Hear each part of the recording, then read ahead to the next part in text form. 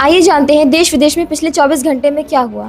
Nepal flood. Nepal Tibet border के पास बहुत भयंकर बाढ़ आई है। 95 से ज्यादा लोगों की जान जा चुकी है और कई लोग अभी भी लापता हैं, जिसमें 100 से ज्यादा इंडियन ट्रेवलर्स और पिलग्रिम्स भी शामिल हैं। पीएम मोदी ने नेपाल को हर पॉसिबल हेल्प देने की बात की है। इंडिया चाइना के बीच बॉर्डर को लेकर एक बार फिर बात हुई है। इंडिया की तरफ से अजित डोभाल और चाइना की तरफ से वैंग यी ने मीटिंग की। दोनों कंट्रीज बॉर्डर के इशू को जल्दी सुलझाने की बात कर रहे हैं।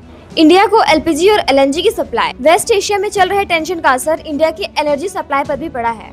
इसीलिए इंडिया अब अमेरिका से एलपीजी और एलएनजी की सप्लाई बढ़ाने की कोशिश कर रहा है। H1N1 को लेकर अलर्ट। इंडिया में H1N1 फ्लू के केसेस को देखकर हेल्थ अलर्ट दिया गया है। डॉक्टर्स ने लोगों को बिना डॉक्टर की सलाह के मेडिसिन न लेने की एडवाइस दी है। सुकेश चंद्रशेखर केस। सुकेश चंद्रशेखर को खुद को सुप्रीम कोर्ट का जज बताकर लोगों को धोखा देने के केस में दोषी माना गया है। अब कोर्ट उसकी सजा पर फैसला करेगा।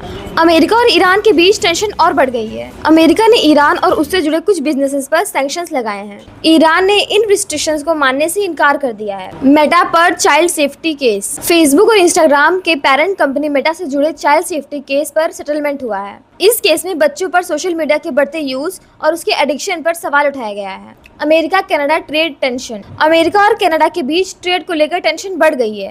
अमेरिका की तरफ से नए टैरिफ और प्रेशर के बाद दोनों कंट्रीज में टेंशन है। यूक्रेन का डेल्टा सिस्टम। यूक्रेन का डेल्टा सिस्टम भी न्यूज में है। ये सिस्टम वॉर के दौरान अलग अलग जगह से इंफॉर्मेशन को एक साथ दिखाने में हेल्प करता है, जिससे यूक्रेन की आर्मी को सिचुएशन समझने में मदद मिलती है। तो ये थी आज की टॉप 9 न्यूज। इसमें से आपको सबसे इम्पोर्टेंट न्यूज कौन सी लगी, कमेंट करके जरूर बताएं। और ऐसे ही डेली करंट अफेयर्स के लिए फॉलो एड कोर्स। Stay updated, stay ahead.